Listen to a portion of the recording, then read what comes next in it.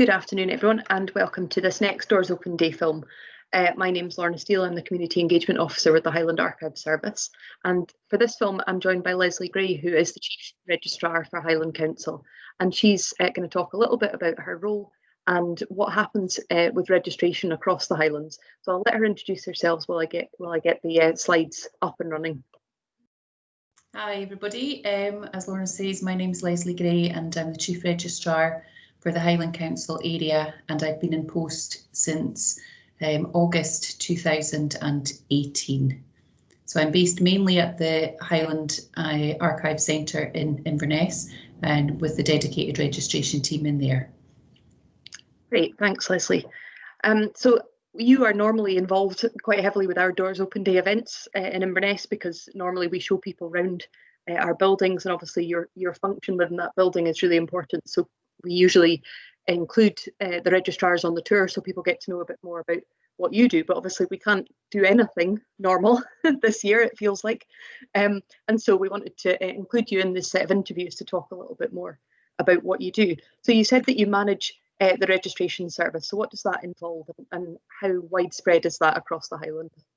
It is spread right across the Highland area. So we have 22 registration offices across Highland, one of them in Inverness, in the city of Inverness, being a dedicated registration office where all the staff deal with nothing but registration. We have a couple of anomalies where we have a small office on the Small Isles, and it's still a parlour registrar there. And we have a registration office in Kinlochbervie, which is a partnership with the Local Citizens Advice Bureau. But the rest of the offices are all spread right across the Highland area, and they're based in our customer service office, our service point network. So the service points deal with a huge range of Highland Council inquiries, and on top of that also do registration. So many of them are quite busy offices, so our bigger centres of population, likes of Dingwall, Wick and Thurso, Fort William, Portree. But we've got lots of small offices as well, which are equally as important to the local community there. I was just going to say they must be really central to local communities, because people will go there to register birth, marriage and death, and often it will be someone that they know within their community who's supporting them through that big change. Yeah, absolutely. So registration started in Scotland in 1855, that's correct, isn't it? That is right, yeah. And in Scotland we record about 140,000 entries in the registers every year. And in Highland alone we record over 6,000 events annually. So it's made up of approximately 2,000 births, around about 2,500 deaths, and around about 1,500 marriages. About 40% of these events are recorded in the city of Inverness, and the rest spread out across our main centres of population, with small numbers, even as low as 4 or 5 events in a year being recorded in our more remote but no less important rural offices. Yeah, it's interesting hearing you say that. Is something we always try to say in the archive section as well, that although our main bases tend to be in Inverness and the bigger centres, every part of the Highland community is just as important to us. We're not just, we're not just Inverness centric. We care very much about our entire region that we look after, and I can hear that you feel the same about your offices. Yeah, absolutely. In registration, for some reason, it's really important to people that events, especially births and deaths, are recorded in the area that the person lived. Yep. So it's, yeah, in Highland particularly, I think it seems to still be very important to people. Something that they feel, an area they feel close to and affinity with, especially if the family's got a long history there. I think that's particularly important. That's where it comes from, absolutely. Yeah. So it's, even from just hearing you talking, how much it matters to you, and it's a huge responsibility being a registrar. I would think you're dealing with a very significant moments in people's lives. Yeah, absolutely. It's a part of my job that I've always loved. Before we started the interview, I was saying how I started, and yeah, I've looked at other positions throughout the years, but registration is something that I would always, you can't do anywhere with any other job. So, and I knew it was a part of my job that I would really miss if I went anywhere else. So it's something that I feel really passionate about, and all my staff, I think, pride themselves in being able to offer a really special service to the public. So you deal with people at some of the most important events of their lives, and it's an honour to record happier occasions, births of the new baby and things, or marriage ceremonies, but I find it equally as rewarding helping a bereaved family record the details of the passing of a loved one. So yes, you're helping them through something very traumatic, and if they know how much, the professionalism and how much it matters to you getting it down correctly, that can make a comfort to them, I think. Absolutely, it does. Yeah. But presumably, we're talking about marriages and things. Everyone watching this will be aware of how much things have changed recently, and presumably things for you have changed very significantly due to coronavirus. Yeah, it's been a hard year, I will say that. We've had some huge changes in how we've had to operate this year. So when we went into lockdown, we didn't go home. We continued on. The system that we use for registration wasn't really suitable for home working. So we carried on coming into the offices, but we closed our doors to the public. We had to wait a little while just for some national guidance as to how we were going to operate. And the UK emergency bill went through, which enabled registration of a death to then go ahead remotely.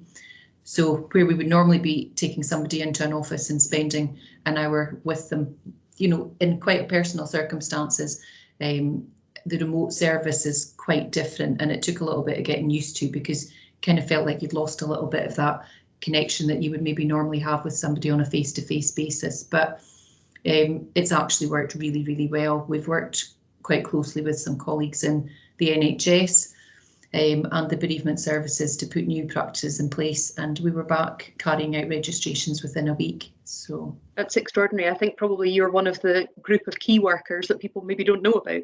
We hear about the nurses and doctors and the supermarket workers and so on, but people maybe won't know that the likes of you guys and registrars were still there trying to put these things in place. Well, absolutely. I mean, registration's a statutory function, so we kind of knew right at the beginning, and some of the predicted numbers that we were hearing about for Highland was quite scary at the beginning, but luckily we haven't seen that level in the Highlands, which has been that's been great. Yeah. But it's still been very, very different, and even we were very concerned about coronavirus, but everybody that we dealt with had still lost somebody, and yes. We can't forget that it's been quite difficult for families who've had to do things very, very differently when they've been bereaved. So even not being able to go and sit with a loved one, perhaps in a care home or in a hospital, and put their arms around people. Yeah, absolutely. So we've missed that personal contact a little bit, but we've done our best with the system that we've had, and we've had the customers have been really appreciative that they've been able to do that from their own home. So you're talking there about deaths, so presumably that's initially was the first thing that you were able to do, was deaths, and marriages and birth registrations were on hold. Yes, absolutely. Deaths we were back doing within a week. So since March we have registered over 1,000 deaths remotely across Highland, and births and marriages were suspended until the end of June. So yeah, we had an awful lot of rearranging to do when it came to marriages, because obviously we were looking at a busy summer, none of which was able to go ahead. So huge amount of work helping couples rearrange dates, and this is an ongoing job as people are trying to work with the current restrictions and deciding whether or not it's going to suit their day to be able to kind of work with the restrictions that we've currently got in place. So people continue to make changes to their day and maybe move dates and move venues and things. So it's been a big piece of work. Yes, absolutely. Very challenging. And you can see here the large ceremony suite within the Highland Archive and Registration Centre looking a little bit forlorn and not as it certainly does. Not as full of chairs as it normally is. In normal circumstances, that room would take a party of up to 100 guests. We spent a day socially distancing the room by the restrictions that we were given. So if we were to be adhering to a 2-metre social distancing between households, we can get the maximum number of 20 guests in, but it does depend on how the households are made up. So each one needs discussion with the couple to make sure that we can actually fit in what they want to fit in, depending on who's coming along on their day. So And we've got very, very few offices across Highland, unfortunately, where we have the space. With this level of space, yeah. Absolutely. So we literally only have a handful, but our registrars are still going out and conducting ceremonies out of doors, and we're encouraging as much as possible, because that way, we don't need to wear face coverings. You have a little bit more freedom with the space that you have. Yeah. So, yes, thank goodness we're able to do that. Absolutely. And how about birth registrations? So they stopped during lockdown as well? They did. Yeah, we worked with the midwife team at Regmore. Now we get in weekly returns from Regmore, which tell us births that have occurred in our area. So we knew we were kind of keeping stock of the numbers that we were going to have to catch up on. And when we got to the end of June, I think we were looking at around about 450 babies that needed to be registered. So they did put other things in place so that things like child benefit and registering with a GP practice was possible for the new baby. But the birth is a statutory function, so we then had to try and catch up on them in a logical order, just so that the registers in years to come make some kind of sense. Yeah. We didn't want to be registering a baby born at the beginning of July if we still had March babies that we didn't have recorded. So it's been a bit of a challenge as well, but we are getting there. We are catching up with them now. Normally you would have to register a birth within 21 days, but that's gone out the window. And yeah, we're getting there. So we're I think heading in the right direction. One of the key things, just listening to you, is that all of these things are happening concurrently. So for you, you're coming to terms with the new death registration system while trying to put the births in logical order, while rearranging couples' weddings. A huge amount to get your heads around, and also for your own team needing to stay working separately from each other, as well as keeping their own distancing. A huge amount of changes. And obviously some of your services that you would normally be offering are not yet back available. No passports and so on. Yes, yep. We are just beginning to start citizenship ceremonies again. That's something that Home Office had put on hold, and we do those in a handful of offices across Highland. Passports, again, usually take place in a handful of offices right across Highland. They are not back on yet, which is good because we're using the space as a workspace for staff at the moment. So, but we'll work with the Passport Office once they're ready to start again and see what we can do to be able to offer that service again. But National Records of Scotland are not back in normal capacity yet either. So, we're kind of working in line with them. So yes, the national bodies. So obviously your team of registrars have had a massive amount to deal with in the last few months, huge number of changes, and I know you were keen to say how proud of them you've been in how they've handled that. I absolutely am. They've been phenomenal, to be honest.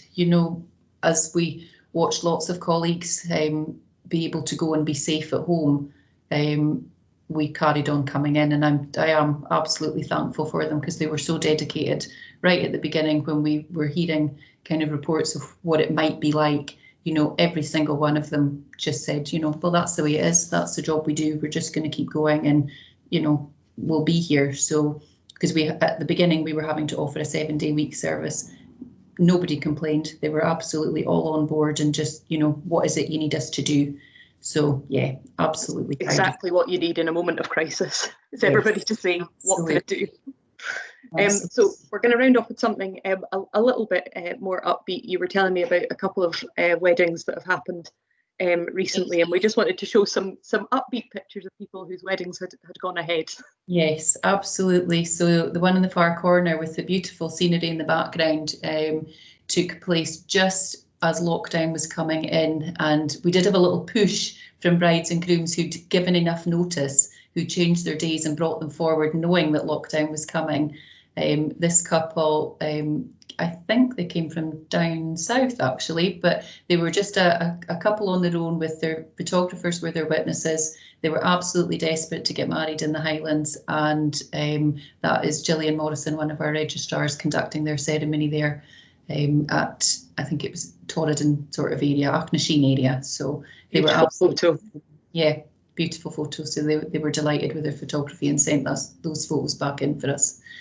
The other photo there is my colleague Sarah, and she's based in Dingwall, and she is marrying a couple. The groom actually also works with Sarah, so he'd asked for her specifically to do that ceremony, and that was in the townhouse in Inverness, which sadly right now we're not able to use. So we hope we'll have the townhouse back on board once we're back somewhere slightly more normal. Whatever it may be. I actually went along to that ceremony to assist Sarah, and it was a beautiful ceremony. Lovely. I'm sure, as you say, you're just so involved with really happy moments and really sad moments. It must be quite an emotional job to be involved in, I think, at the best of times. Yeah, can be, but the sad parts are equally as rewarding, I have to say. So yeah. Helping people get through things. Well, thanks, Lesley. It's been really, really interesting chatting to you and finding out more about your job and more about what the registrars do in normal times and in these times. So thank you so much for joining us. And anyone, if you have any questions about, more questions about how the registration service operates, please do get in touch, and I'll do my best to answer them, or I will most certainly forward them on to the people who know more than I do. But it's been really lovely chatting to you, Lesley. Thank you. Great. Thank you very much.